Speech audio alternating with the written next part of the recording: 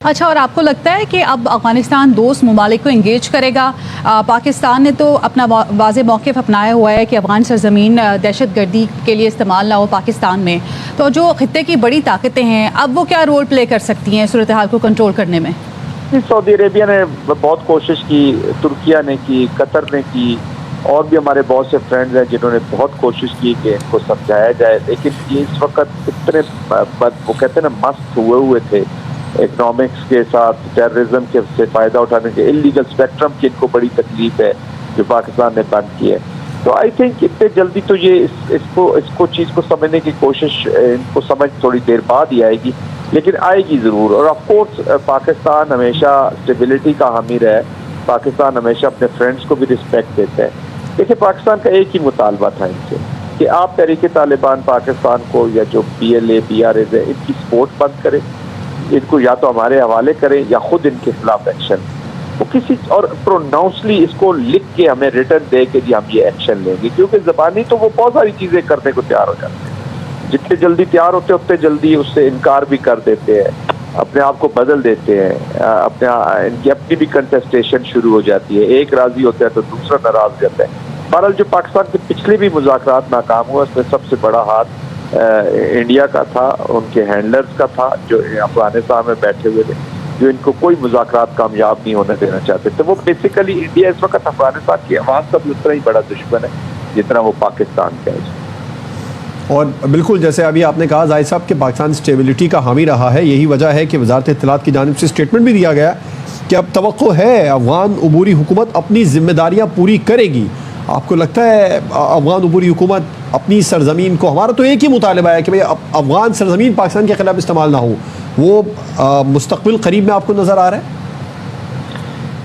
मुझे तो स्पॉयलर्स हैं जी बीच में, India is a big spoiler, वो कभी भी इनको इस प्रो अफगानिस्तान पॉलिसी अडॉप्ट नहीं करने देगा, उनको कभी भी प्रो स्टेबिलिटी पॉलिसी इख्तियार नहीं करने देगा। वो खुद तालिबान से बदला भी लेना चाह रहा है जी, वो खुद इनको लड़वाना भी चाह रहा है। आपको याद होगा 2021 में जब ये दोहा का हो रहा था, अकॉर्ड हुआ, तो इंडिया सिक्योरिटी काउंसिल में रेजोल्यूशन लेके गया कि इस रजीम को ना एक्सेप्ट किया जाए, ये एंटी ह्यूमन है, इंसानियत के खिलाफ है। उनको खुद खौफ था कि शायद अफगानिस्तान हमारे कोई नुकसान, लेकिन 3 महीने के बाद इन्होंने जब देखा कि ये डिफेक्टो पावर में आ गए हैं, तो डिजोरे हैं या नहीं है, तो इन्होंने इन्हीं के साथ कोऑपरेट करना शुरू किया और इन्हीं को फिर इस्तेमाल कर रहे हैं। तो वो कभी भी नहीं चाहेगा कि अफगानिस्तान की जो तालिबान का सेटअप ही अफगानिस्तान के लिए कोई पॉलिसी मुरतब करे, कोई इंसानियत के लिए पॉलिसी मुरतब करे, कोई मुसलमानों के लिए पॉलिसी मुरतब करे जो इस रीजन में रहते हैं। वो हमेशा इनको स्पॉइल करवाने की कोशिश करेगा, बट आई एम श्योर कि एक वक्त आएगा कि अफगानिस्तान खुद इस सारे ड्रामे को समझेगा और वो टेबल पे आएगा। और जो दोस्त ममालिक हैं, ऑफकोर्स उनका एक रोल रहता है हमेशा और वो प्ले भी करना चाहते हैं, लेकिन इस वक्त सारे बहुत डिसअपॉइंटेड हैं जी अफगानिस्तान के अंदर। तो दोस्त ममालिक और समझते हैं अफगान तालिबान रजीम जो अफगान अबूरी सेटअप है वो इंगेज करने की अब कोशिश करेगा इन कार्रवाइयों के बाद डायलॉग के हवाले से?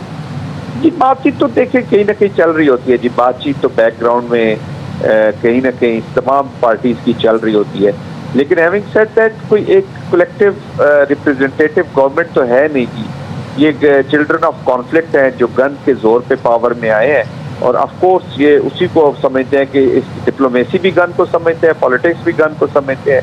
बिजनेस भी, इकोनॉमिक्स भी गन्स को समझते हैं, और वॉर तो है ही उसका हिस्सा ही है। तो वो उसी कॉन्टेक्स्ट में एक मुकम्मल स्ट्रक्चर्ड सेटअप तो है नहीं, या कोई कॉस्ट हो के या ये आंसरेबल हो to the people of Afghanistan, वो भी नहीं है।